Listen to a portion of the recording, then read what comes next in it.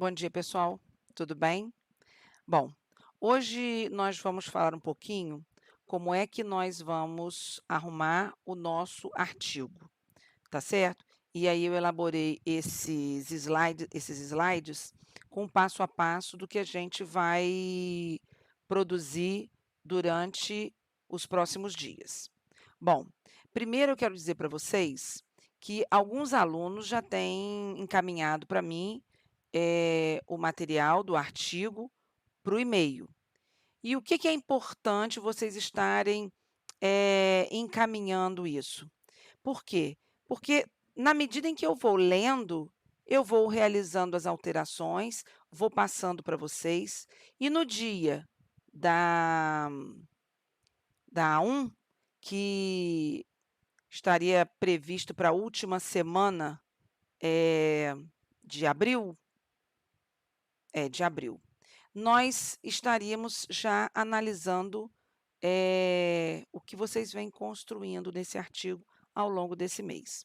Então, eh, eu preparei esse passo a passo para a construção do artigo, para poder ficar de fácil entendimento para vocês. Primeiro, nós vamos trabalhar na introdução o quê? Nós vamos explicar na introdução o que é que motiva esse trabalho, né. Então, alguns alunos estão fazendo, jogos, por exemplo, para crianças que estão, na casa Ronald, não é, e eles querem fazer esse instrumento, esse jogo, esse material didático para essas crianças. Então, ele vai explicar ali na introdução o quê? É uma breve história do que a gente vai trazer para o leitor. Então, na verdade, é como se nós estivéssemos seduzindo esse leitor: "Venha, leia o meu artigo, ele é de extrema relevância, ele é de extrema importância", tá certo? Junto com isso, e tudo, gente, que nós vamos escrever nessa parte do artigo, eu não posso escrever nada, em relação a alguma teoria, sem citar o autor. Eu vou dar outro exemplo a vocês. Se eu, por acaso, pedir a você uma opinião sobre um determinado livro, você vai me relatar o que você leu, mas a autoria não é sua. Então você tem que respeitar a autoria daquela pessoa. Então você tem que citar. Para isso, nós precisamos ter as normas da ABNT. Eu já havia solicitado a vocês, nos nossos encontros aí anteriores, que vocês baixassem na internet as normas da ABNT. As normas da ABNT, elas vão direcionar a você, por exemplo, como é que você faz uma citação com 3 linhas, como é que você faz uma citação com mais de 4 linhas? Como é que você coloca o referencial dentro do texto? Como é que você faz o referencial no final do texto? Então, tudo isso a gente não pode deixar de estar o tempo inteiro se dirigindo às normas da ABNT. Então, a introdução, você pode citar, algum autor também, até mesmo para ilustrar aquilo que você está querendo dizer. E aí, logo em seguida, nós vamos introduzir o referencial teórico. O que que é esse referencial teórico? É a leitura que nós estamos fazendo de artigos, de livros, de publicações relevantes para o nosso trabalho. Então, por exemplo, se eu estou falando aqui que eu estou fazendo um jogo para crianças com câncer, por exemplo, eu posso trazer aqui alguns dados estatísticos. Isso é de extrema importância num artigo. Eu trazer dados, por exemplo, do IBGE, eu posso trazer dados de fontes fidedignas, ou seja, quantas crianças estão morrendo hoje. Se eu puder minimizar essa situação com a ludicidade, então meu artigo é válido. Então, para aquelas pessoas que estão essa semana mesmo eu li, eh, um projeto de uma aluna, fazendo instrumentos, Isso é um projeto, né, na verdade não faz parte dessa aula. Mas olha o exemplo que eu estou trazendo, ela está fazendo um projeto com material reciclado.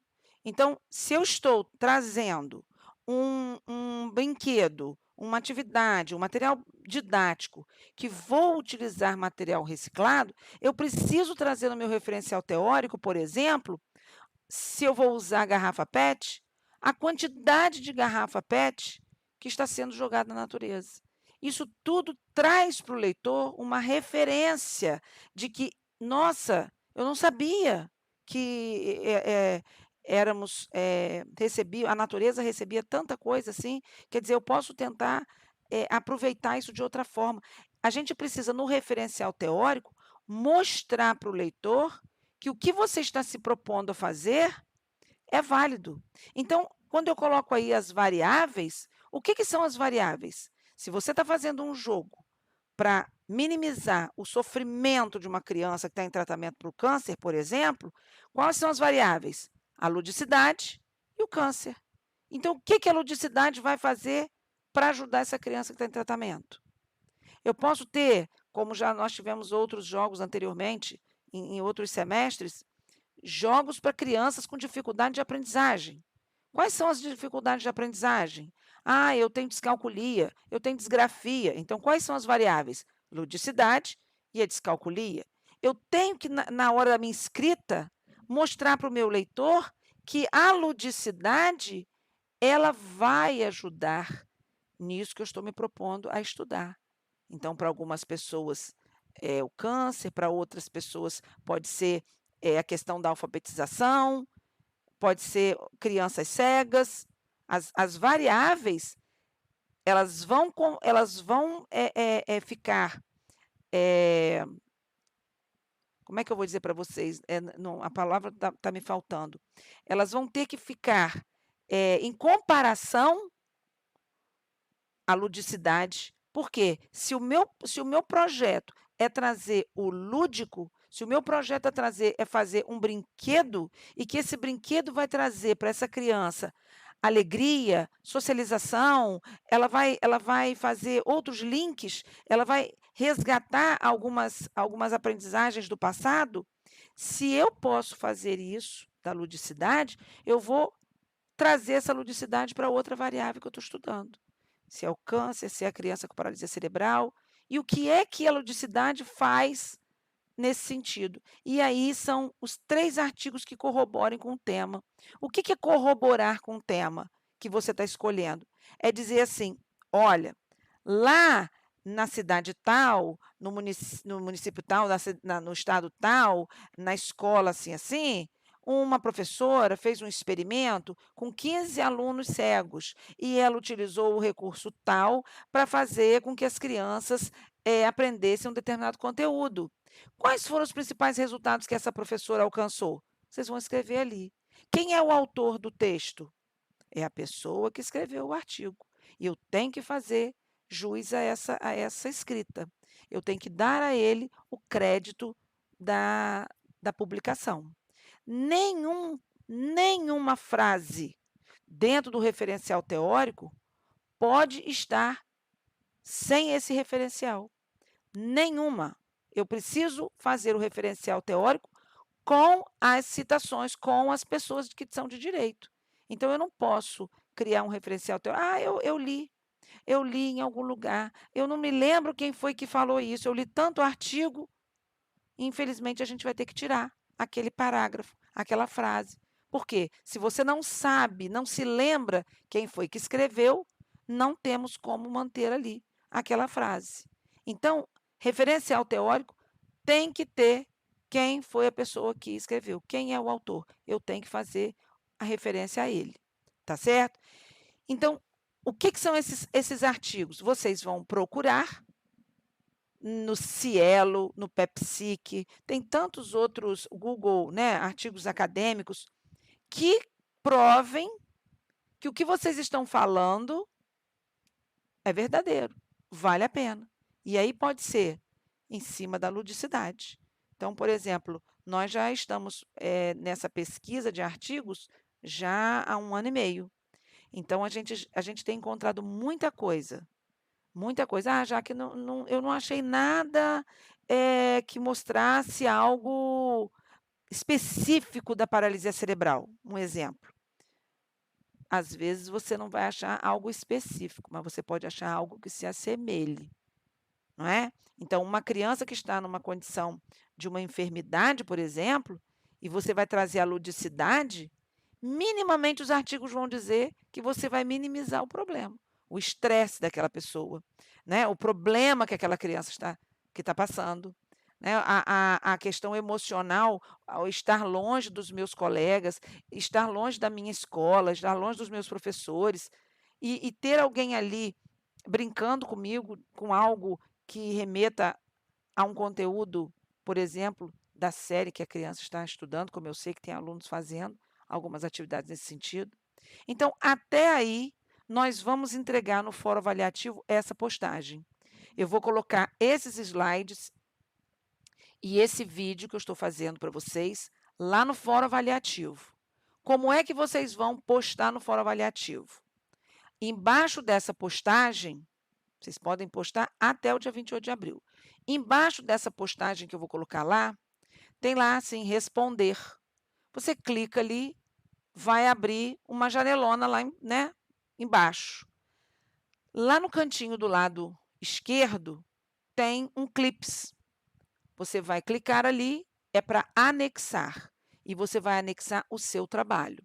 O seu trabalho deverá ser em folha de Word, comum, sem problema nenhum, para poder ter prejuízos para eu abrir ali e deixar de avaliar o trabalho de vocês.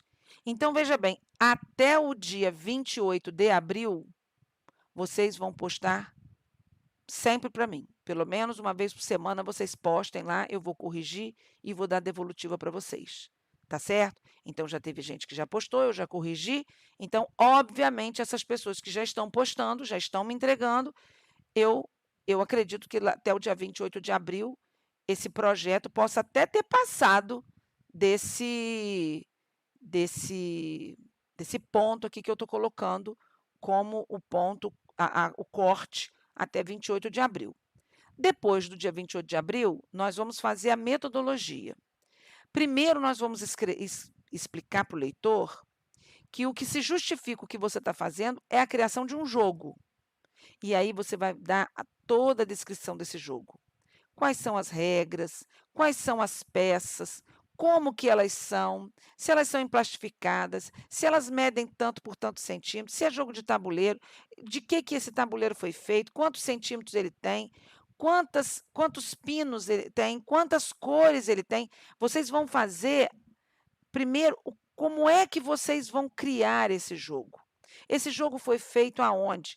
Claro e evidente que nós estamos fazendo essa parte aqui como uma suposição. Eu quero acreditar que a partir de maio, junho, de repente, a gente já esteja de volta e dá para a gente fazer esse jogo sem o menor problema.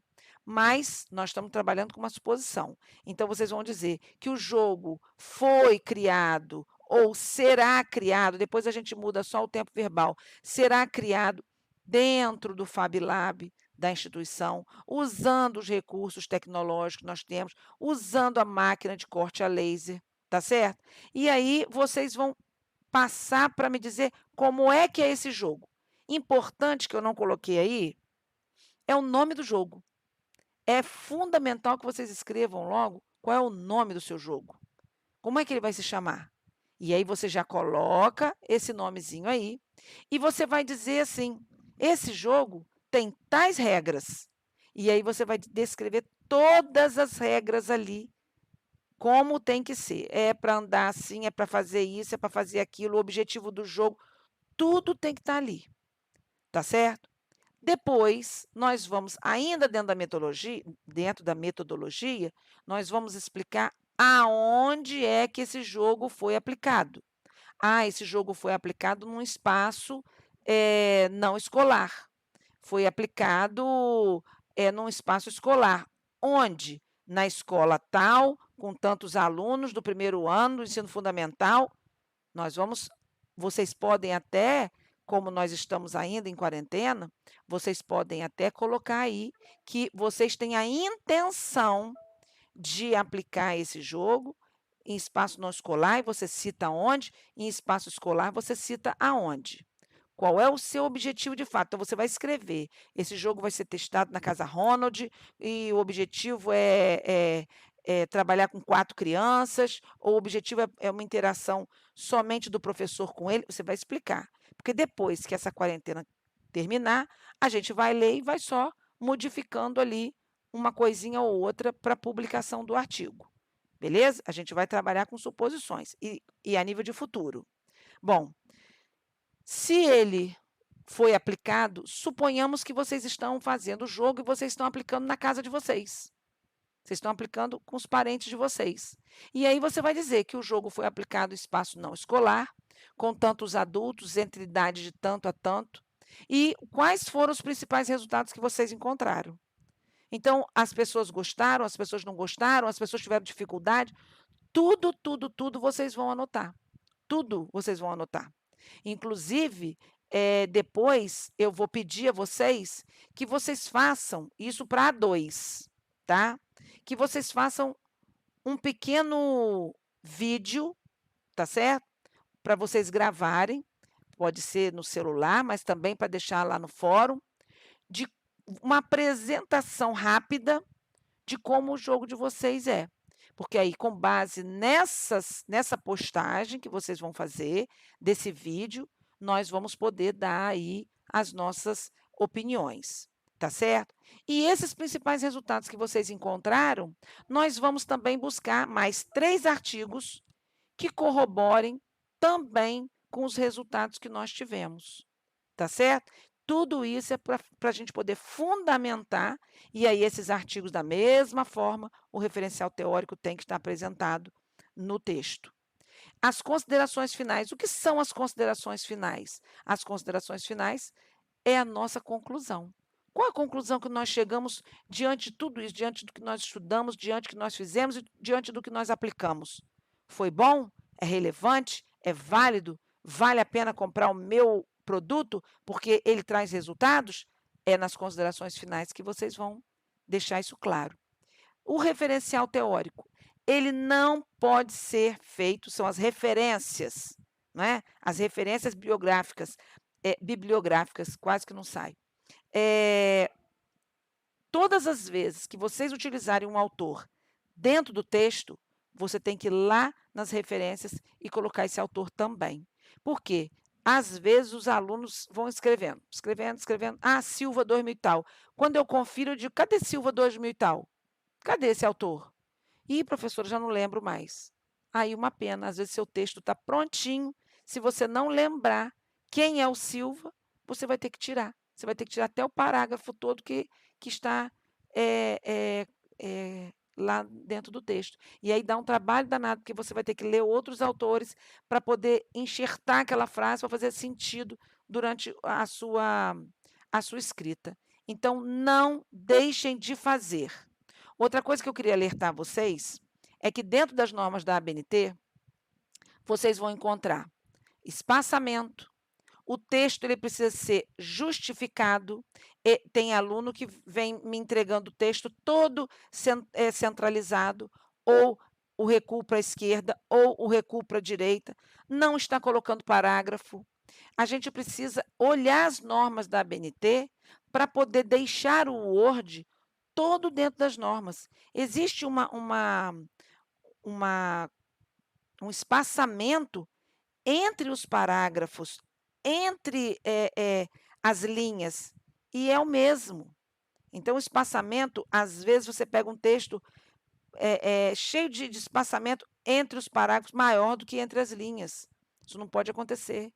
Então, o rigor de uma escrita acadêmica é em função de vocês estarem treinando também, não somente para a publicação desse artigo, mas também para vocês estarem preparando para a monografia que vai acontecer no final do curso. Então, o artigo científico, se ele não tiver todo dentro das normas da ABNT, as revistas nem olham para ele. As revistas, aliás, tem revistas até que têm formatações próprias.